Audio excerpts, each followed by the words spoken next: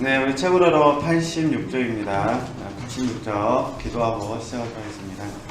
사랑의 하나님, 참으로 감사를 드립니다. 오늘 하루도 저희들에게 복되고 소중한 하루를 허락하여 주심에 참으로 감사를 드립니다. 오늘 저희들이 주님 앞에 신령과 진정으로 서기를 원합니다. 저희들의 생각과 마음을 붙잡아 주시고 오늘 하나님께 드려지는 모든 시간들이 주님 보시기에 아름다운 향기로운 시간 될 수 있도록 하나님 은혜를 베풀어 주시옵소서. 예수님의 이름으로 감사하며 기도드립니다. 아멘. 네. 우리 86쪽 천천히 읽어가면서 보도록 하겠습니다. 하나님께 고정된 시선. 네. 그렇다면 당신에게 요구되는 것은 무엇일까요? 당신이 해야 할 일이란 당신의 의식을 최대한 하나님께로 고정시킨 상태에 확고하게 머물러 있는 것입니다. 하나님께서 친히 모든 일을 완전하게 하실 것입니다. 사실 모든 사람이 다 엄격하게 외적인 자기 포기를 실천할 수 있는 것은 아니지만 자기 안으로 향하여 자기 자신을 전적으로 하나님께로 포기하여 드리는 것은 모든 사람이 다 할 수 있는 일입니다. 잠깐 이제 끊고 말씀드렸죠. 어렵게 생각하실 필요 없으시고 현재 지금 저희들이 하고 있는 부분 그대로 적용하시면 되십니다. 의지를 사용하시면 됩니다. 근데 이 의지를 사용하는 이 부분은 믿음의 문제거든요. 그러니까 의지를 사용하자. 그러니까 우리 저희 믿음을 공부할 때 그게 이제 의지적인 믿음, 그 다음에 은혜적인 은사적 은혜적 믿음, 그 다음에 생명적 믿음 이렇게 공부를 했잖아요. 그러니까 믿음도 의지적 믿음이 있듯이 같은 의미를 이해해 주셨으면 좋겠어요. 그러니까 의지를 사용한다는 것은 믿음을 하나님께 의지적으로 드리는 것이다. 그죠? 그러니까 하나님과 하나님의 말씀 앞에 하나님의 말씀 앞에 의지를 드리는 겁니다. 의지를 사용하는 부분이 좀 이렇게 어렵게 느껴지시면은 뜻을 정함, 네. 아니면 마음을 새롭게 함. 네. 혹시 이제 이것도 좀 어려우면은 깨어 있음. 아까 그죠? 그 책에는 어떻게 번역이 되냐면은 당신의 의식을 하나님께로 고정하라고 했잖아요. 의식. 네. 그러니까 인식이죠. 인식. 뭐 이렇게 적용하셔도 상관없을 것 같습니다. 그러니까 혹시 우리 마음속에 하나님께 맡겨주고 싶은 어떤 부분이 있으실 때마다 의지를 사용하여 믿음을 드리시는 겁니다. 의지를 사용하는 부분은 어려울 수도 있으니까 뜻을 정한다 아니면 마음을 새롭게 한다. 그죠? 그 다음에 깨어있음, 의식한다, 인식한다 이렇게 적용하셔도 되실 것 같으니까요. 이런 개념들을 이렇게 사용하시면 됩니다. 일단 좋은 방법은 물론 잘 안 될 수도 있고 잘 될 수도 있는데 이런 방법이 있습니다. 혹시 마음이 어떤 하나님께 맡기지 못함으로 말미암아 갈등이 생기실 때마다 이렇게 생각하는 거예요. 나는 그러니까 하나님은 나에게 무엇을 요구하시는가, 원하시는가 같은 말이잖아요. 원하시는가, 무엇을 요구하시는가. 이걸 바로 대입하는 방법이 있습니다. 혹시 마음이 심란하실 때마다 하나님은 나에게 무엇을 요구하시는가 그러잖아요. 근데 내 마음속에서 갈등이 있다는 것은 심란하다는 것은 성령의 소욕과 육신의 소욕이 충돌해서 그러거든요. 소욕과 소욕결이 충돌하다 보니까 마음이 심란하다 보니까 육신의 소욕이 사로잡히면은 나에게 초점을 맞추잖아요. 나에게 초점을 맞추는 거고 성령의 소욕을 추구한다는 것은 하나님께 초점을 맞추는 거잖아요. 그리고 확실한 것은 육신의 소욕에 붙잡힌 바 있으면요 마음 깊은 곳에서 평안이 없습니다. 마음 깊은 곳에서 그러니까 하나님께서 주시는 평안이 없다 그런 부분입니다. 이게 성령의 소욕은 권한은 있을 수는 있는데 성령의 소욕을 따라 순종할 때 권한은 있을 수도 있는데요. 하나님께서 주시는 평안이 있습니다. 하나님께서 주시는 하나님의 기쁨이라 해야 될까요? 평안. 하나님의 기쁨이 있습니다. 그래서 이렇게 분별하는 방법도 있으니까요. 어떤 형태가 되든 간에 해봤으면 좋겠습니다. 그러니까 근데 이제 자녀교육에서 우리 좀 들려주는 게 뭐냐면 실질적으로 모든 부분을 이렇게 해야 된다 그런 의미가 아니라 우리의 마음의 태도만큼은 이런 삶을 살 수 있어야 된다 그런 부분입니다. 마음의 태도만큼은 우리가 문자적으로 지킬 수가 없습니다. 그러잖아요. 일단 우리가 문자적으로 지키지 못하는 이유가 우리의 분별력이 100% 성령의 소욕에 있지 못하기 때문에 우리 정확하게 100% 분별해내지는 못하잖아요. 단지 우리가 늘 하나님 앞에 소원 드린 거는 50% 이상만 됐으면 좋겠습니다. 60% 이상만 됐으면 좋겠습니다. 그러는 거잖아요. 그러니까 어쨌든 이렇게 하시고 한번 마음의 태도를 점검해 보셨으면 좋겠습니다. 그 다음에요. 보겠습니다. 그래서 다시 읽으면은 당신이 해야 할 일이란 당신의 의식을 그죠? 최대한 하나님께로 어떻게 되는 거죠? 고정시킨 상태의 그 의지를 사용해서 이만입니다. 확고하게 머물러 있는 것입니다. 하나님께서 친히 모든 일을 완전하게 하실 것입니다. 사실 모든 사람이 다 엄격하게 외적인 자기 포기를 실천할 수 있는 것은 아니지만 그러잖아요. 이게 참 우리 모습이잖아요. 자기 안으로 향하여 자기 자신을 전적으로 하나님께로 포기하여 드리는 것은 모든 사람이 다 할 수 있는 일입니다. 마음의 태도. 사실 바쁘게 돌아가는 당신의 상상력은 당신이 보고 듣는 것들로 인해 상상할 새로운 주제를 지속적으로 공급받습니다. 그러한 것들은 당신의 생각이 계속해서 한 주제로부터 다른 주제로 뛰어 옮겨 다니게 합니다. 그러므로 당신이 보고 듣는 것에 대해서 훈련해야 할 여지가 뭐냐면요, 있습니다. 그러나 안심하십시오. 하나님께서 당신에게 이 모든 것에 대하여 가르쳐 주실 것입니다. 당신이 해야 할 일이란 단지 하나님의 영을 따르는 일일 뿐입니다. 여기서 이제 어떤 문제점이 발생되냐면은, 이전에도 한번 제가 말씀을 드린 적이 있는데요. 저희들이 항상 묵상을 하실 때 조심해야 될 부분이 있습니다. 이 묵상도 지나치면 안 됩니다. 묵상이. 왜 그러냐면 이 지나치다는 것은 해석하는 과정 가운데 치우칠 가능성이 있습니다. 치우칠 가능성. 그래서 묵상 훈련을 하실 때는 기본적으로 한 30분 정도만 하시고 또 잠깐 쉬셨다가 또 하시고, 특별히 이제 원래 목회자들은 설교를 하거나 강의를 해야 되기 때문에 어쩔 수 없이 뭐 2시간도 할 수도 있고 3시간도 할 수도 있고 4시간도 할 수도 있습니다. 그러나 우리 성도님들의 입장에서 봤을 때는요, 이 묵상을 지나칠 정도로 많이 하시면 안 됩니다. 그러니까 일단은 한 30분 정도 하시고요. 그 다음에 좀 더 잘 되어진다 여기시면 뭐 1시간 정도로 하시고 그렇게 하시면 됩니다. 근데 이 묵상이 왜 지나치게 되냐면은 나도 모르는 사이에 영적 호기심이나 아니면 지적 호기심에 사로잡히게 됩니다.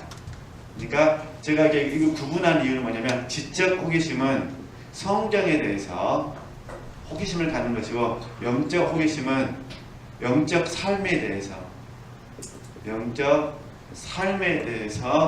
호기심을 갖는 겁니다. 그러니까 영적인 호기심하고 지적 호기심이 준동을 하게 되면은 우리의 묵상은 지나치게 돼가지고 해석하는 과정 가운데 자칫 잘못하면요, 치우칠 가능성이 있습니다. 그러면 이 치우친다는 건 무슨 말이냐면은 진리에 대해서 이게 균형을 잃어버리는 겁니다. 균형 감각을 잃어버리는 거예요. 이전에 제가 몸에 대해서 제가 말씀을 드렸잖아요. 만약에 몸에 대해서 우리가 묵상할 때 로마서 6장으로만 묵상한다면 몸은 사욕의 원천입니다. 로마서 6장으로만 묵상한다면. 그리고 계속해서 이 몸의 사욕에 대해서 묵상하게 되면 어떻게 될까요? 나중에는 묵상이 지나치게 되면 이 몸을 미워하게 버릴 수 있습니다. 그런데 다른 말씀에 보면 주님께서는 이 몸을 사랑하기를 원하십니다. 이게 참 어려운 거예요. 몸을 사랑하는데 죄에 넘겨져서는 안 되는 거거든요. 그러잖아요. 그러니까 우리 몸이라는 거는 한쪽에서는 사역의 문제가 있고 한쪽에서는 사랑의 문제가 있구나. 그리고 또 이제 바울 사도 같은 경우는 이 몸을 절제해야 된다고 말하거든요. 그리고 또 이게 이제 고린도전서 9장의 말씀이고 로마서 12장에서는 이 몸을 하나님께 드려야 된다. 헌신해야 된다. 이렇게 말을 하거든요. 그러잖아요. 그러니까 제 말은 이제 뭘 말씀드리고 싶냐면은 우리가 같은 몸이라 하더라도 이 몸이 어떤 케이스, 어떤 상황에 적용되느냐에 따라서 다르다는 겁니다. 이런 균형을 맞춰야 돼요. 그렇죠? 그러니까 묵상을 영적인 호기심이나 지적인 호기심을 하다 보면 이렇게 될 가능성이 많이 있다. 그럼 다시 이걸 이해하고 다시 읽어볼게요. 사실 바쁘게 돌아가는 당신의 상상력은 당신이 보고 듣는 것들로 인해 상상할 새로운 주제를 뭐라고 지속적으로 공급을 받는다는 거예요. 그러다 보니까 당신의 생각이 계속해서 한 주제부터 다른 주제로 뛰어 옮겨 다니게 된다는 거예요. 그러므로 당신이 보고 듣는 것에 대해서는 훈련해야 될 여지가 있다. 그러나 뭐라는 거죠? 걱정하지 마십시오. 하나님께서 가르쳐 주실 것입니다. 이렇게 이야기하잖아요. 그러면 하나님께서 가르쳐 주신 방법은 뭐냐? 그죠? 하나님께서 가르쳐 주시는 방법은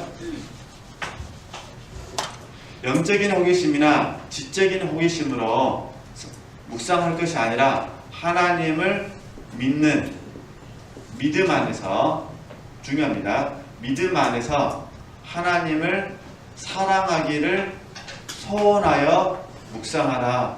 이렇게 이제 되는 겁니다. 그죠? 이걸 저희들이 학습이라 부르고 또는 좀 탐구라 부릅니다. 탐구. 뭐 좀 강하게 말하면 학문이라 부를 수도 있겠죠. 학문. 그 신학이라는 과목이 생긴 거잖아요. 그러니까 하나님을 믿는 믿음 속에서 그 다음에 어떻게 돼요? 믿음 속에서 어떻게 되는 거죠? 하나님을 사랑하고 싶어서 묵상을 하는 거예요. 그러면 우리가 영적인 호기심이나 지적인 호기심 이런 부분들을 능히 이겨낼 수 있다 그런 부분입니다. 그렇죠? 그러니까 이 경계선을 좀 잘 이해를 해 주셨으면 좋겠습니다. 그러니까 앞으로 지체들께서 묵상하실 때는 영적인 호기심이나 지적인 호기심은 조심하셔야 되고요. 항상 전제 조건이 뭐라는 거죠? 하나님을 믿는 믿음과 하나님을 사랑하고 싶어서 묵상하셔야 된다. 그죠? 그러면 사랑하고 싶어서 묵상하게 되면 적용이 잘 되죠. 그러잖아요. 영적인 호기심이나 지적인 호기심을 묵상하면 어떻게 될까요? 깨달음은 있을 수는 있겠죠. 깨달음이 옳을 때도 있고 틀릴 수도 있겠지만 깨달음은 있겠지만은 결과적으로 적용이 없죠. 그러잖아요. 그러니까 적용이 있는 묵상하고 적용이 없는 묵상은 하늘과 땅 차이다 그런 부분입니다. 그래서 이런 부분들을 잘 주의를 해 주셨으면 좋겠습니다. 그래서 제일 중요한 거는 우리가 묵상하는 이유는 하나님을 사랑하기 위해서 하는 거잖아요. 이렇게 점검해 보셨으면 좋겠습니다. 그래서 그 이야기 하는 거예요. 당신이 해야 할 일이란 단지 하나님의 영을 뭐라는 거죠? 따르는 것입니다. 적용. 그죠? 이 적용할 때 우리가 순종이라는 단어를 쓰기도 하고 복종이라는 단어를 쓰기도 하고 그러잖아요. 실천이라는 단어를 사용하기도 하잖아요. 그죠? 순종할 수도 있고 복종할 수도 있고 내가 정확하게 하나님 뜻은 모르지만 하나님을 사랑하고 싶은 마음이 있어서 실천해 보기도 하고 그죠? 네. 근데 순종이든 복종이든 실천이든 성령이 영 안에서 역사하셔야 진정한 순종이고 복종이 되는 거니까 그래서 이렇게 말씀을 드린 겁니다. 제가 이 장에서 설명해온 방법을 따르면 두 가지 큰 유익을 얻게 됩니다. 첫 번째는 무엇보다도 당신이 외적인 대상들로부터 멀어짐으로써 당신이 지속적으로 하나님께 점점 더 가까이 나가게 된다는 것입니다. 하나님께 가까이 나아가면 갈수록 하나님의 속성을 더 많이 받게 됩니다. 하나님의 속성을 더 많이 받으면 받을수록 당신은 그분의 붙들어 주시는 능력을 더 많이 받게 됩니다. 그래서 이 첫 번째는 어떻게 이해하면 되시냐면요. 관계로 이해하시면 됩니다. 관계로. 첫 번째를 실제 우리가 훈련받고 있는 그 부분을 적용하면은 관계로 이해하시면 됩니다. 자, 관계. 자, 그래서 이미 우리 하고 계시는 거예요. 예수님 이야기 너무 잘하니까 이렇게 하면 금방 이해하기 쉬우니까요. 예수님께서 마태복음 11장 너무 잘 아시는 말씀이니까 이걸 인용하겠습니다. 마태복음 11장에서 그때 공부했잖아요. 올소이다 이렇게 된 것은 하나님의 뜻입니다. 근데 이때 예수님은 하나님을 아버지로 부른다는 거예요. 아버지. 천지의 주제이신 아버지. 그러니까 예수님은 아버지, 하나님 아버지와의 관계성 속에서 모든 걸 생각하신 거예요.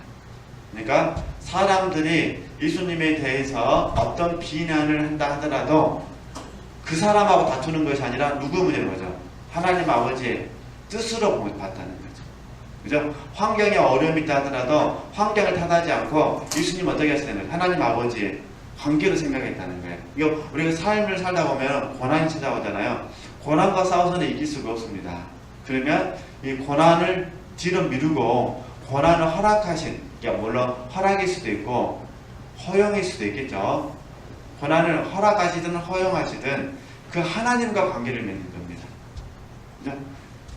욥도 마찬가지잖아요. 욥은 처음에 우리 시험이라 그러니까 시험을 받을 때 욥은 처음에 승리했어요. 하나님과 관계를 맺었거든요.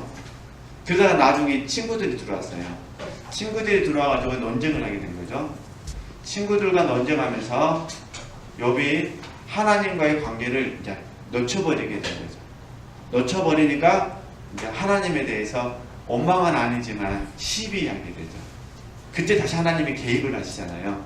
개입하셔가지고 욥이 어떻게 된 거예요? 욥이 하나님과 관계가 회복이 되니까 하나님 내가 잘못했습니다. 전에 내가 기록만 듣더니 이제는 눈으로 봅니다. 회개하잖아요.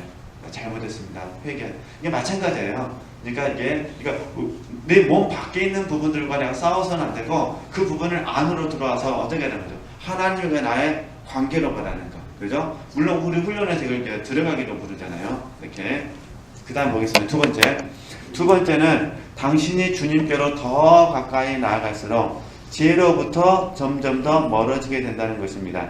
따라서 단지 당신이 내적으로 당신의 심령으로 향함으로써 주님께로 가까이 나오게 되고 다른 모든 것으로부터는 멀리 떨어지는 습관이 생기기 시작할 것입니다. 자, 그러면 이건 어떤 의미냐면은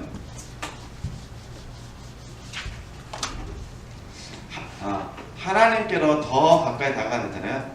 하나님께로 더 가까이 가니까 처음에 들어가기를 통해서 이제 관계가 형성이 됐잖아요. 그러면 하나님께 더 가까이 감으로 말미암아 몸 밖에 있는 어떤 내부적인 것들은 점점 이렇게 거리가 멀어지게 되는 거잖아요. 쉽게 말해서 내 마음 속에서 집착이라든가 애착하는 부분들이 들어가기를 통해서 점점 이게 멀어지는 거예요. 이게 집착하는 마음도 점점 없어지게 되고 애착하는 마음도 점점 줄어들게 되는 거예요. 그러니 하나님께 더 가까이 가잖아요. 이게 당연히 이제 마음이 어떻게 될까요? 하나님께 더 애착이 생기겠죠. 하나님께.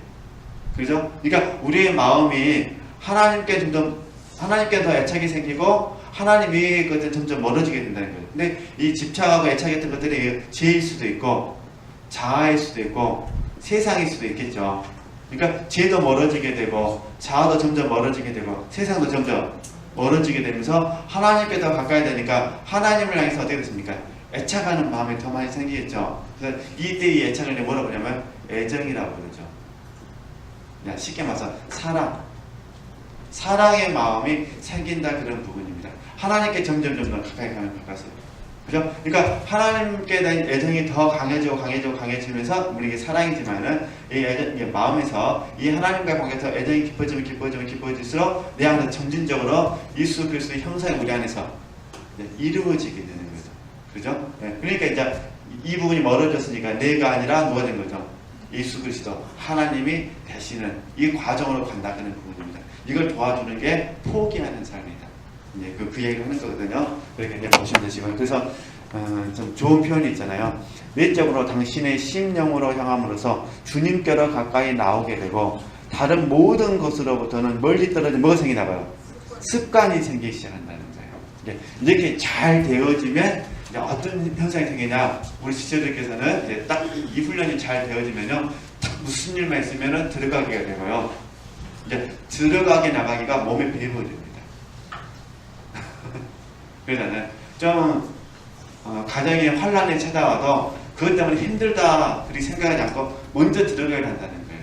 들어가기를 통해서 하나님이 나에게 뭘 가르쳐 주기를 원하시는가. 그죠? 나가기를 통해서 내 마음속에 있는 어떤 부분들을 하나님께서 고치기를 원하시는가. 그 문제가 해결되지 않는다 하더라도 이걸 통해서 하나님은 나에게 무엇을 보게 하기를 원하시는가. 이렇게 적용해 본다. 그런 부분입니다. 이 부분이 거룩한 습관이 됐으면 좋겠습니다. 그 다음에 이제 11번. 11번이 더 이제 좀 어려워지는 부분입니다. 이제 깊은 중심을 향해 나아가는 삶. 깊은 중심을 향해. 지난 장에서는 외적인 감각의 문제들을 다루는 일을 논의했습니다. 이제 결론은 다음과 같습니다. 욕망이 일어날 때는 언제든지 가볍게 당신 안에 계신 하나님께로 돌아감으로써 그러한 감정들을 억제할 수 있습니다.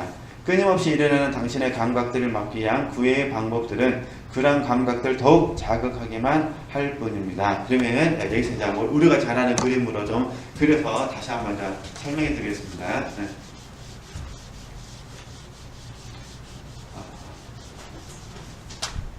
자, 우리가 늘 배웠듯이 성령 하나님께서 영 안에서 역사하고 영이 혼을 다스리고 그 혼이 몸을 다스린다고 했잖아요. 그러니까 외적인 감각은 무슨 말이냐면은 몸은 환경하고 관계가 있다고 했잖아요. 그러니까 환경이 어떠하느냐에 따라서 몸이 영향을 받습니다.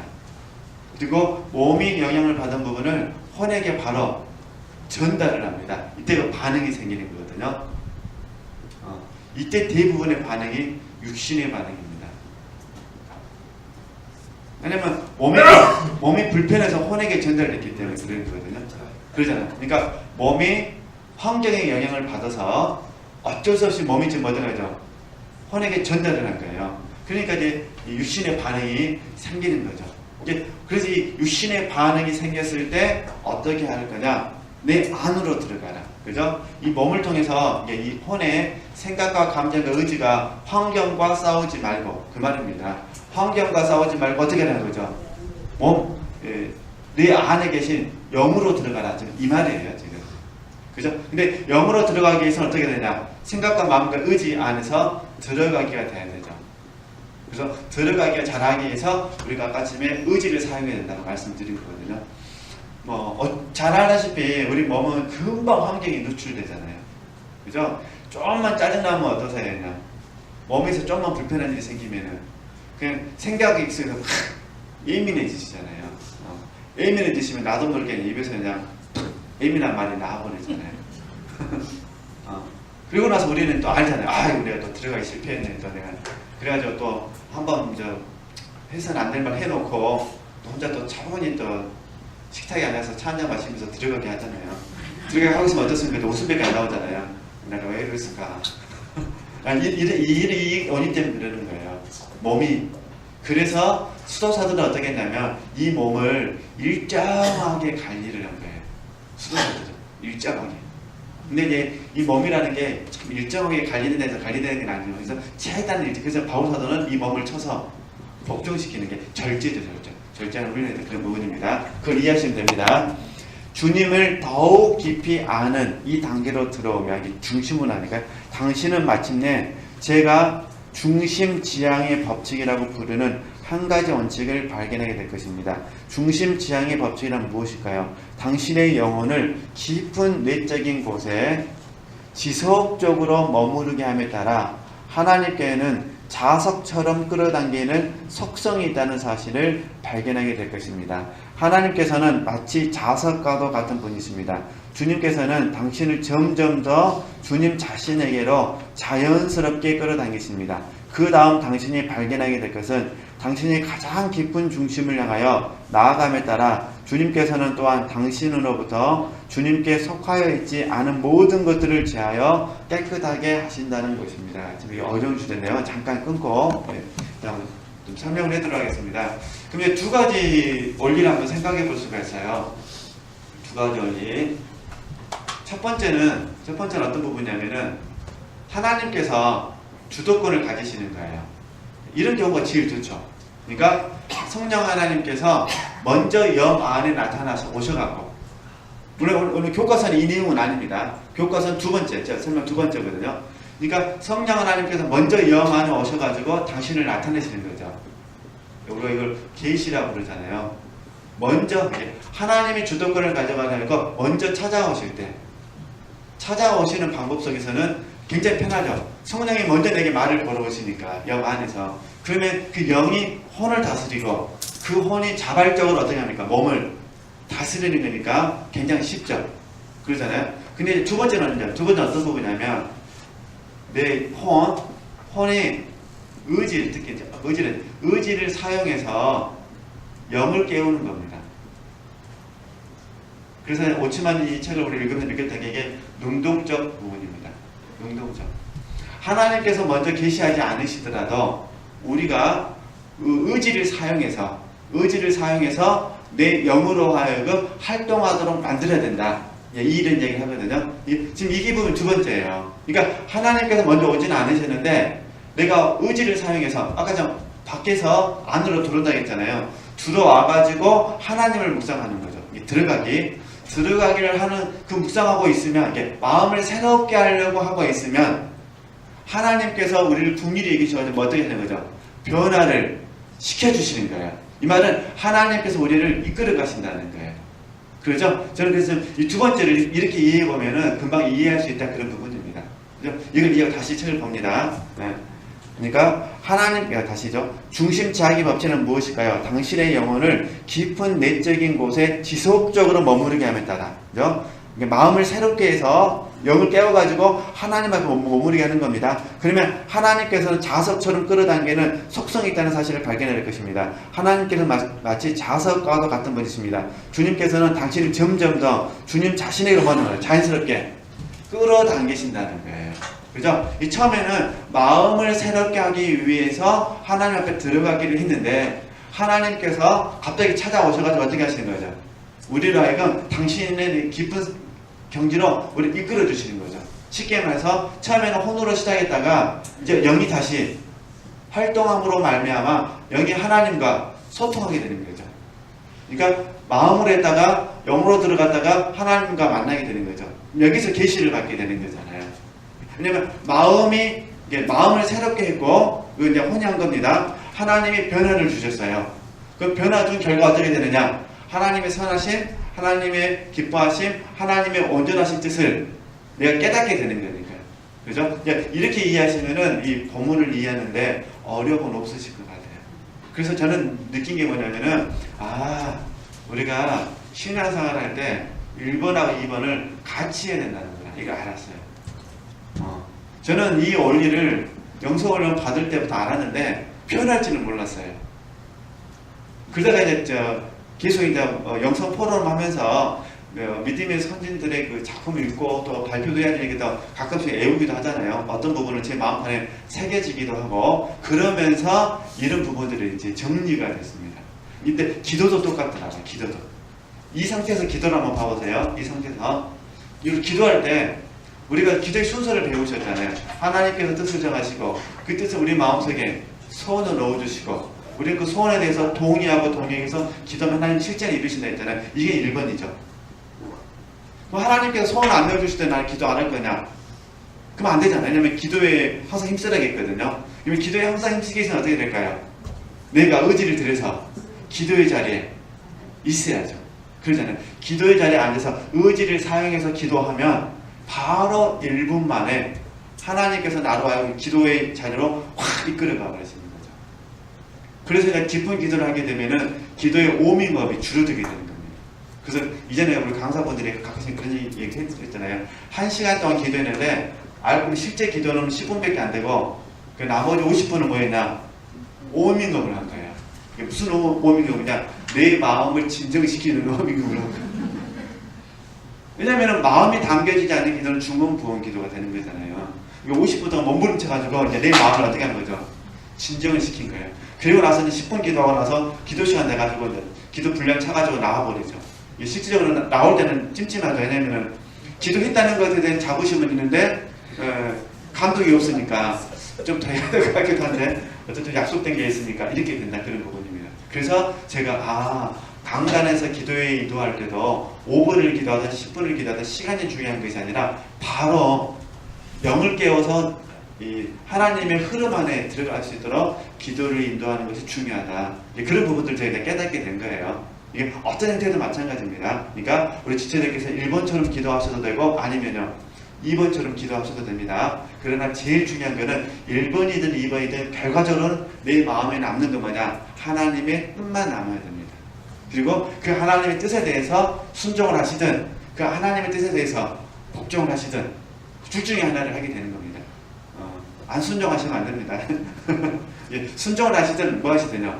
복종을 하시는 게 순종은 즐거운 마음을 하는 것이고 이게 순종은 동의돼서 즐거운 마음을 하는 것이고 복종은 동의는 안 되지만 하나님의 뜻이니 순종하는 아니 그냥 행하는 것이고 그죠? 이렇게 이해하시면 됩니다. 그래서 어쨌든 저와 여러분이 의지를 사용하는데 좀 초점을 맞췄으면 좋겠다. 지금처럼 날씨가 더울 때는요 의지를 좀 사용해 주셔야 돼요. 조금만 걸어도 막 힘이 하나도 없잖아요. 네. 그럴 때는 막 1번만 있다가는 우리가 일주일 동안 기도 못 할 수도 있습니다. 그러니까 일단은 항상 의지를 사용하셔서 하시다는 거. 그 다음 보겠습니다. 그래서 이제 그 다음에 그렇게 하면 그 다음 당신이 발견하는 게 주님을 막 끌어오십니다. 막 끌어당기시는데 그 다음 당신이 발견해야 될 것은 당신이 가장 깊은 중심을 향하여 나아감에 따라 주님께서는 또한 당신으로부터 주님께 속하여 있지 않은 모든 것들을 어떻게 하죠? 제하여 깨끗하게 하신다. 이게 어떤 의미냐면요. 불순물을 처리하시는 거예요. 네, 이렇게 이해하시면은 요한복음 15장 말씀을 이해하실 수가 있으세요. 자, 예수 그리스도는 거룩하신 분이시잖아요. 거룩하신. 그러면 거룩하신 주님께서 우리 영혼 몸, 네, 그냥 영만 하겠습니다. 영혼 몸은 함께 가는 거니까 영으로만 설명하겠습니다. 영을 이끌어 가시는데 이끌어가는 과정 가운데 영이 잘못됐다는 것이 아니라 혼하고 몸이 어쩔 수 없이 불순물을 갖고 있으니까 혼몸이 불순물을 갖고 있으니까 이 불순물을 갖고 같이 따라가는 겁니다. 그러잖아요. 영만 가는 게 아니니까 영몸이 같이 가니까 같이 가다 보면 거룩하신 주님께서 빛을 비추셔가지고 빛을 부으셔서 우리로 하여금 불순물을 인식하게 만드시는 겁니다. 근데 그 전에는 내가 이게 불순물인지 몰랐습니다. 이게 뭘로 보냐면 나는 보화로 생각했습니다. 좀 유신적으로는 자기 멋으로 생각한 거예요. 쉽게 말해서 이렇게 신앙생활하는 내 자신이 긍지가 있었다는 거예요. 자기 자신에게 신앙생활을 잘한다고 말을 했다는 거죠. 근데 점점 주님께로 가까이 가다 보니까 주님이 말씀으로 가르쳐 주시든 빛을 주셔가지고 이 부분이 자아가 개입된 것은 하나님이 기뻐하지 않는다라고 하면서 이걸 불순물이라고 말씀해 주시는 거예요. 이게 이 불순물이 어떻게 될까요? 점점 없어져야 되겠죠. 그 말입니다. 그래서 이거를 요한복음 15장으로 적용하면은 이렇게 이해하시면 돼요. 열매 맺는 가지마다 더 가지치기를 하신대요. 그러니까 처음에 열매가 없는 가지는 아예 처음부터 잘라버리시고 우리 해당 안 되는 겁니다. 우리 이미 열매가 있으니까. 근데 열매 있는 가지마다 어떻게 하시냐는 거죠. 더 많은 가지를 맺게 하시려고 가지치기를 하시는 거예요. 뭘 잘라내냐? 불순물을 잘라내는 거죠. 그래서 저희 훈련에서는 이 불순물을 뭐라 말하냐? 자아라고 그러죠. 때로는 육신이라고 그러고 그 다음에 세상이라고 그러죠. 그래서 불순물을 한 거예요. 자아, 세상. 특별히 자아를 하나님께서 불순물로 처리하시죠. 그러니까 자아 자체는 죄가 아니에요. 자아로 사는 삶이 죄지. 그러잖아요. 그러니까 자아 자체가 생각과 마음과 의지라고 그랬잖아요. 혼이니까. 그러니까 생각과 마음과 의지, 혼의 기능은 죄가 아니라는 거예요. 그걸 가지고 자아로 사는 삶이 문제지. 그러니까 하나님께서는 그것을 불순물로 보신다는 거죠. 그래서 하실 수만 있다면 하나님께서 우리가 뭘 원하시냐? 혼의 기능까지도 거룩하기를 원하시죠. 그러니까 혼의 생활이 거룩해지는 건 이제 지금 우리가 훈련받고 있는 겁니다. 더 훈련받으면 하나님 뭘 원하신다고요? 혼의 기능까지도 거룩하기를 원하신다는 거예요. 혼의 기능까지도. 그러니 앞으로 저와 여러분이 달려가야 될 길이, 그래서 주님 강림하실 때 우리의 영과 혼과 몸이 흠없이 보존되기를 원하신다. 이렇게 이해하시면 되죠.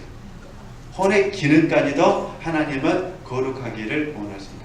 그죠? 이렇게 이해하시면 도움이 되겠습니다. 그래서 전에도 제가 그런 얘기 했잖아요.